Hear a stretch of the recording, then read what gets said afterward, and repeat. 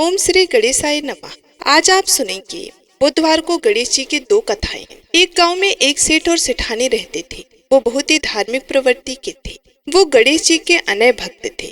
वो दोनों बिना चूके हर बुधवार को गणेश जी का व्रत रखते थे और शाम को ब्राह्मणों को भोजन कराने के बाद अपना व्रत खोलते थे। सेठ जी का काफी बड़ा परिवार था। वे सब आपस में बड़े प्यार और भाईचारे से रहते थे। लेकिन सेठानी और सेठ की कोई संतान नहीं थी। इस विषय पर परिवार और गांव के लोग आपस में बहुत बातें किया करते थे। सभी लोग सेठानी को बाज बुलाते थे।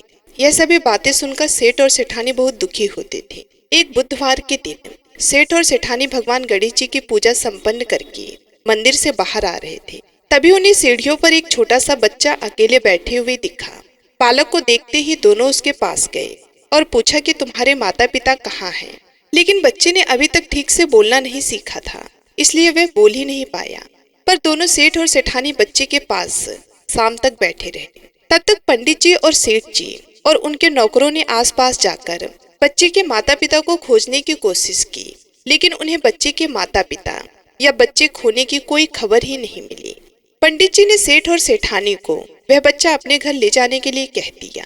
साथ में यह भी कहा कि अगर बच्चे के माता पिता यहाँ पर आते हैं तो मैं स्वयं उन्हें आपके पास ले आऊंगा। तब सेठ और सेठानी की खुशी का ठिकाना नहीं रहा। वो दोनों खुशी खुशी उस नन्हे बालक को अपने साथ घर लेकर गए। सेठानी ने बच्चे का नाम अपने आराध्य भगवान श्री गणेश जी के नाम पर गणेश रख दिया और बड़े ही प्यार और दुलार से उसका पालन और पोषण करने लगे। कुछ दिनों के बाद उसी गांव में एक ठग पति पत्नी आए। उनका इरादा गांव के सबसे अमीर आदमी को ठगने का था। वे दोनों ठग गणेश मंदिर की सीढ़ियों पर बैठकर सोच विचार कर रहे थे। तभी वहां पर पंडित जी आ गए और गांव में अनजान लोगों को देखते ही उसने पूछा कि क्या आपका बच्चा खो गया है। दोनों चोरी चकारी के लिए बहाना ढूंढ रहे थे, इसलिए उन दोनों ने तुरंत ही हाँ कह दिया। तब पंडित जी ने कहा कि चिंता की कोई बात नहीं है, आपका बच्चा एक सेठ जी के घर पर पल रहा है। पंडित जी उन दोनों ठग को सेठ जी के घर पर ले गए। गणेश के माता पिता आ गए हैं, यह खबर सुनकर सेठ और सेठानी बहुत दुखी हुए। सेठ जी ने उन दोनों पति और पत्नी को एक रात के लिए अपने अतिथि गृह में ठहराया। अब वे दोनों ठग सिर्फ मौके की फिराक में ही थे। उसी रात सभी लोगों के सो जाने के बाद वे ठग एक एक करके सभी कमरों की तलाशी करने लगे। फिर वो दोनों तिजोरी वाले कमरे पर गए। छानबीन के वक्त होने वाली छोटी मोटी आवाजों से सेठ जी का एक नौकर जग गया और आवाज की दिशा में तिजोरी वाले कमरे के नजदीक आ गया। उसने चुपके से अंदर जब झांक कर देखा तो दोनों ही मेहमान कीमती सामान चुरा रहे थे। नौकर ने यह देखते ही धीरे से उस कमरे की बाहर की कुंडी लगा दी और चोर चोर बोलकर पूरे घर में हल्ला मचा दिया। शोरगुल की आवाज सुनते ही घर के सभी लोग इकट्ठा हो गए। तब सेठ जी ने उन दोनों चोर पति पत्नी को कमरे से बाहर निकाला और सुबह ही पंचायत में हाजिर कर दिया। सेठ जी ने सरपंच जी को पूरा मसला बताया और कहा कि ये दोनों तो चोर हैं, अब हम अपने पुत्र गणेश को इन दोनों को नहीं देंगे। लेकिन वो दोनों ठग पति पत्नी अपनी जिद पर ही अड़ गए और बच्चे को ले जाने की जिद करने लगे। सरपंच जी ने इस गंभीर समस्या का एक तोड़ निकाला। उन्होंने सेठानी और दूसरी औरत को गणेश जी के सामने खड़ा कर दिया और कहा, जिसके भी आंचल से दूध की धार गणेश के मुंह में जाएगी वह बालक गणेश उसके पास ही रहेगा। फिर वो दोनों अपने अपने आंचल मुंह के सामने फैलाकर खड़ी हो गई। सेठानी जी मन ही मन भगवान गणेश का नाम जप कर रही थी। देखते ही देखते गणेश भगवान की कृपा से सेठानी के आंचल से दूध की एक धार गणेश जी के मुंह में गिरी और इस तरह बालक गणेश सेठ और सेठानी के साथ हमेशा के लिए रहने लगा। बोलिए गणेश जी भगवान की जय। अब आप सुनिए भगवान गणेश की ये दूसरी कथा। बहुत समय पहले की बात है। एक दिन गणेश जी धरती पर सैर कर रहे थे। सैर करते करते वो एक अनाज के खेत में पहुंच गए और भूख लगने के कारण उन्होंने उस खेत में से अनाज के दाने तोड़कर खा लिए। वे खेत सेठ धनीराम जी का था। कुछ समय बाद गणेश जी को अपने किए पर पछतावा होने लगा, क्योंकि उन्होंने सेठ जी को बिना पूछे ही उस खेत से अनाज चुरा लिया था। फिर गणेश जी ने सोचा कि अपने किए बुरे कर्म का प्रायश्चित तो करना ही पड़ेगा, इसलिए उन्होंने सेठ जी के यहाँ 12 साल के लिए नौकरी करने की ठान ली। उसके बाद अगले दिन सुबह विनायक जी एक 13-14 साल के एक लड़के के रूप में नौकरी मांगने के लिए धनीराम सेठ जी के घर पहुंच गए और उन्होंने सेठ जी को अपना नाम गणेश बताया। विनायक भगवान की बुद्धिमानी की परीक्षा लेने के बाद सेठ जी ने खुशी खुशी उसे नौकरी दे दी। अब गणेश भगवान एक सामान्य मानव के रूप में सेठ जी के घर पर ही रहने लगी। एक दिन सेठ जी की पत्नी शाम के समय घर का काम खत्म करने के बाद राख से हाथ धोने जा रही थी। यह देखकर गणेश जी ने सेठानी जी का हाथ पकड़कर जबरदस्ती मिट्टी से हाथ धुलवा दिए। गणेश जी की इस हरकत से सेठानी जी बहुत गुस्सा हुई और उन्होंने सेठ जी के कमरे में जाकर गणेश जी की शिकायत कर दी। सेठानी की सब बातें सुनने के बाद सेठ धनीराम ने गणेश जी को बुलाया और इस हरकत का कारण पूछा। तब गणेश जी बोले कि सेठानी शाम के समय राख से हाथ धो रही थी और ऐसा करने से घर की लक्ष्मी नाराज होती है, इसलिए मैंने उनके हाथ मिट्टी से धुलवा दिए। इससे घर पर माता लक्ष्मी की कृपा बनी रहेगी। यह सब सुनकर सेठ जी ने सोचा कि गणेश जी की तो सोच बहुत ही अच्छी है। इसके कुछ दिनों बाद कुंभ मेले का शुभ अवसर आया। तब सेठ जी ने गणेश को बुलाया और कहा कि सेठानी जी को कुंभ मेले में स्नान करा लाओ। तब सेठानी और गणेश स्नान के लिए मेले में पहुंचे। वहां पहुंचने के बाद सेठानी जी नदी के किनारे बैठकर नहाने लगी। उन्हें ऐसा करते देखकर गणेश दौड़कर आए और सेठानी जी के दोनों हाथ पकड़कर उन्हें नदी के अंदर लेकर गए। उनसे पानी में डुबकी लगवाई और फिर किनारे पर ले आए। अब गणेश की इस हरकत से तो सेठानी को बहुत गुस्सा आया। सेठानी जी घर आते आते पूरे रास्ते गणेश को ताने मारने लगी, लेकिन गणेश भगवान सब कुछ शांति से सुन रहे थे। घर आते ही सेठानी ने सेठ जी के पास फिर से खड़े होकर शिकायत की। तब सेठ जी ने फिर से गणेश को बुलाया और पूछा कि तुमने ऐसा क्यों किया। गणेश जी बोले, सेठ जी, सेठानी जी नदी के किनारे बैठकर गंदे पानी से नहा रही थी, तो मैंने उन्हें नदी में ले जाकर साफ पानी में डुबकी लगवाई। ऐसा करने से उन्हें अगले जन्म में बहुत बड़ा राजपाट और वैभव मिलेगा। सेठ जी ने सोचा कि गणेश के विचार तो बहुत अच्छे हैं, मेरे परिवार का भला सोचता है। कुछ दिनों के बाद सेठ जी के घर पर पूजा थी। पंडित जी आने के बाद में सेठ जी ने गणेश से कहा और सेठानी को बुलाकर लाओ।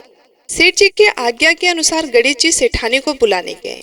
उस वक्त सेठानी काली चुन्नी ओढ़कर कमरे से बाहर आ रही थी। वे देखते ही गणेश जी वे काली चुन्नी उतार कर फाड़ दिए और कहा कि पूजा के लिए लाल रंग की चुन्नी ओढ़कर आओ।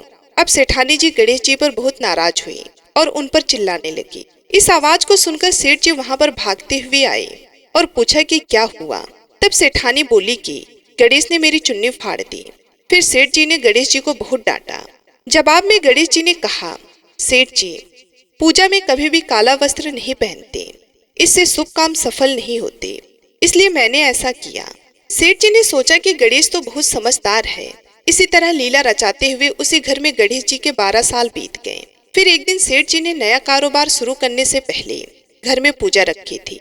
पूजा करते करते सेठ जी को याद आया कि पूजा की सामग्री में गणेश भगवान की मूर्ति तो है ही नहीं। तब उन्होंने अपने नौकर गणेश को पूजा घर से भगवान विनायक जी की मूर्ति लाने के लिए कहा। तब गणेश जी बोले कि मुझे ही मूर्ति समझकर आप पूजा में विराजमान कीजिए, आपके सारे शुभ काम सफल हो जाएंगे। इस बात को सुनकर सेठ जी को गुस्सा आया और वो बोले, गणेश, तुम अब तक सेठानी से मजाक करते थे, अब मुझसे भी करने लगे हो। तब उत्तर में गणेश जी ने मुस्कुराते हुए सेठ जी से कहा कि मैं मजाक नहीं कर रहा, मैं सत्य कह रहा हूँ। इतना कहने के बाद नौकर गणेश ने अपना असली भगवान स्वरूप धारण कर लिया। साक्षात भगवान श्री गणेश को सामने देखते ही सेठ और सेठानी उनके चरणों में लीन हो गए और उन्होंने अपनी पूजा संपन्न की। इसके बाद गणेश जी देखते ही देखते अंतर ध्यान हो गए। बाद में सेठ और सेठानी को बहुत पश्चाताप होने लगा कि स्वयं भगवान हमारे घर नौकरी कर रहे थे और हमने उनके साथ कितना बुरा व्यवहार किया, उनसे बहुत सारा काम कराया। ये सोच सोचकर दोनों दुखी रहने लगे। फिर उसी रात सेठ और सेठानी के सपने में भगवान गणेश जी प्रकट हुए और उन्हें समझाया कि मैंने 12 साल पहले तुम्हारे खेत से अनाज के दाने बिना पूछे तोड़ लिए थे और उसी कर्म का दोष दूर करने के लिए मैं 12 साल से तुम्हारे घर नौकरी किया। धनीराम सेठ जी के जीवन की काया पलट हो गई। गणेश जी की जैसी माया आपने धनीराम सेठ पर की, वैसी ही माया इस कहानी को पढ़ने वाले, सुनने वाले और हर एक व्यक्ति पर करना।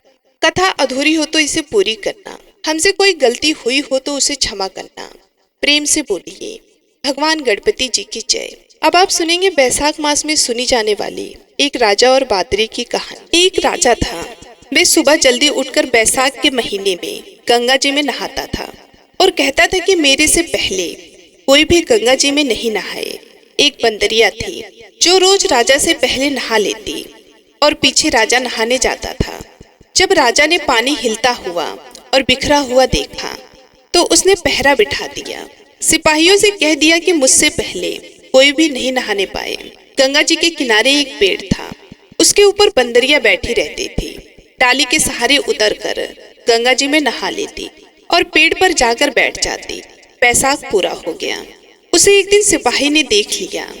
उसने देखा कि जब अंधेरे में उन्हें कुछ भी नहीं दिखता और उसे नींद आ जाती है तो बंदरिया उस समय गंगा जी में नहाती है। सिपाही उसको पकड़कर राजा के पास ले गया और कहा कि यह बंदरिया आपसे पहले नहाती है। राजा ने प्रण किया हुआ था कि यदि कोई औरत मेरे से पहले नहाती होगी तो मैं उसके साथ विवाह कर लूंगा। राजा ने बंदरिया से विवाह कर लिया, धर्म मानने लग गया। बैसाख में नहाने से बंदरिया के बच्चे होने की आशा पूरी हो गई। पूरे महीने हो गए। जब बंदरिया ने पूछा कि मेरा बच्चा होएगा तो मैं कैसे जगाऊंगी, तब राजा ने महल में एक घंटी बंधवा दी और कहा, जब तेरे दर्द हो तो तू घंटी हिला देना, फिर आकर मैं सारा इंतजाम कर दूंगा। राजा की कई रानियां थी। उन्होंने उस बंदरिया से पूछा, ये घंटी किसने बांधी है? तब वह बोली, राजा जी ने बांधी है। मेरा बच्चा होगा तब मैं बुलाऊंगी। एक रानी ने कहा, जरा बजा कर दिखा कि राजा आएगा या नहीं। बंदरिया ने घंटी बजा दी। राजा आया। जब पूछा घंटी क्यों बजाई, तब बंदरिया बोली, रानी ने कहा था। बंदरिया के बच्चा होने लगा तो उसने घंटी बजाई, पर राजा नहीं आया। फिर रानियों ने बंदरिया से पूछा, मैं बच्चा कैसे पैदा करूं? तब रानियों ने कहा कि आंखों पर पट्टी बांध लो, ओखली में सिर दे दो। बंदरिया के बैसाख नहाने के पुण्य से एक अति सुंदर लड़का हुआ। होते ही रानी ने राजा को नहीं दिया और दासी को दे दिया और कहा कि इस बंदरिया के बच्चे को नदी में बहा दे और बंदरिया के पास आटे को खून में लपेट कर रख दे। राजा ने आकर पूछा कि क्या बच्चा हुआ है? तब रानी ने कहा कि बच्चा नहीं हुआ, यह ईंट पत्थर हुआ है। राजा ने संतोष कर लिया कि रानियों के बच्चा नहीं होता, इसलिए इसके भी क्यों होता। उधर दासी बच्चे को फेंकने लगी तो नदी में फेंका नहीं गया। कुम्हार मिट्टी का बर्तन बना रहा था, उसके अंदर रखकर आ गई। कुम्हार और कुम्हारिन खुदी हुई मिट्टी लेने गए तो देखा बहुत सुंदर बच्चा सो रहा है। कुम्हार अपनी पत्नी से बोला कि हमारे बच्चा नहीं था, इसलिए भगवान ने बच्चा भेजा है। यदि तू इसको पाल ले तो अपने घर ले चले। कुम्हारिन बोली, ले चलेंगे, अपनी खातिर ही तो भगवान ने भेजा है। कुम्हारिन ने उसको पाल पोस कर बड़ा कर लिया। लड़का दिन रात बढ़ने लगा। वे कुम्हार मिट्टी का हाथी बनाकर बेचा करता था। एक दिन लड़का बोला, पिताजी मेरे को भी हाथी घोड़ा दो, मैं उनसे खेलूंगा। वे हाथी घोड़ा ले जाकर कुएं पर बैठ गया। लड़के को सारी बात का पता लग गया कि मैं बंदरिया से पैदा हुआ था और रानियों ने मुझे मारने के लिए दासी को दे दिया था। कुएं पर दासियां पानी भरने के लिए आई तो वे दासियों को देखकर बोला कि मेरा मिट्टी का हाथी घोड़ा पानी पिएगा। तब दासियां बोली, मूर्ख, कभी मिट्टी का हाथी घोड़ा भी पानी पीता है? लड़का बोला, मूर्खो, कहीं बंदरिया के भी ईंट पत्थर पैदा होते हैं? दासियों ने जाकर रानी से बोला कि एक कुम्हार का लड़का है, उसने हमें यह बात कही और घड़े पर कंकड़ी मारकर उसे फोड़ दिया। तब रानी ने जहर का लड्डू तैयार किया और कहा, यह लड्डू उस लड़के को खिलाओ। दूसरे दिन वो दासिया उस लड़के को वह लड्डू खिलाने गई तो भगवान ने उस लड्डू को गोदगिरी का लड्डू बना दिया। अगले दिन दासियों ने आकर के देखा कि वह मरा नहीं है और खेलता फिर रहा है। इस पर रानी रूठ कर सो गई। राजा ने आकर पूछा, रानी क्यों सो रही? तब रानी ने जवाब दिया कि कुम्हार को अभी बस्ती से निकाल दे। राजा ने कहा, ये क्यों? कड़वा बोलती है। पर रानी ने जिद करके कुम्हार को निकलवा दिया। कुम्हार जंगल में रहने लगा। वहां पर वह लड़का बोला, पिताजी मेरे को 108 करवे और 108 गोले बना दो। वे ठंडे ठंडे घड़े भरकर बैठ गया। गनगौरों के लिए मिट्टी लेने के लिए बहुत सारे लड़कियां आई। राजा की साहूकारनी भी आई और बगीचे में बैठकर खेलने लग गई। खेलते खेलते प्यास लग गई। ये छोरियां उस लड़के से बोली कि हमें पानी पिला दे।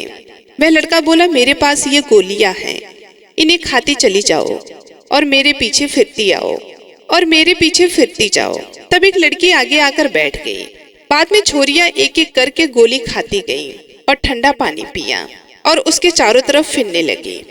सब लड़कियों के पेट में गर्भ रह गया। लड़कियां मिट्टी लेकर घर गईं तो पीछे उनके बाप ने ब्याह का साया निकलवाया तो साया नहीं निकला। पर पिता ने कहा, इनका ब्याह तो हो जाना चाहिए।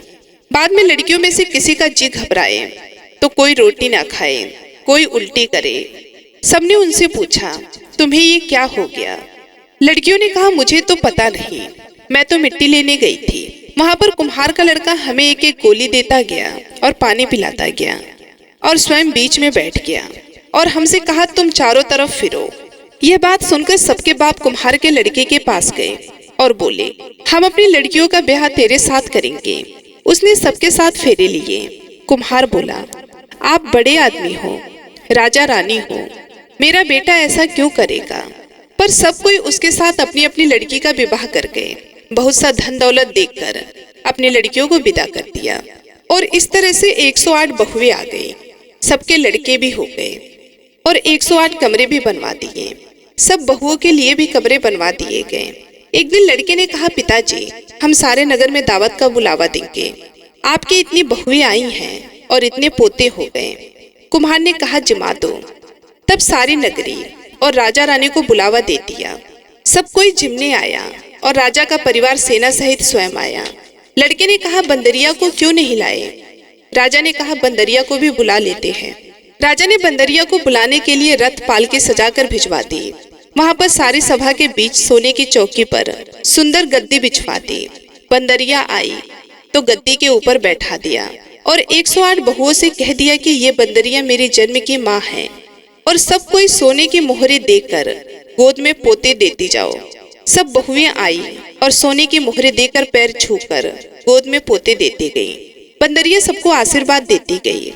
राजा की रानियां समझ गई और राजा से कहा, ये हमें बुलाकर हमारा अपमान कर रहे हैं, इसलिए हम जा रहे हैं। राजा भी लड़कर बोला कि हे भाई, तू बंदरिया का इतना स्वागत क्यों कर रहा है? लड़का बोला, यह बंदरिया मेरी जन्म की माँ है। राजा ने पूछा, कैसे?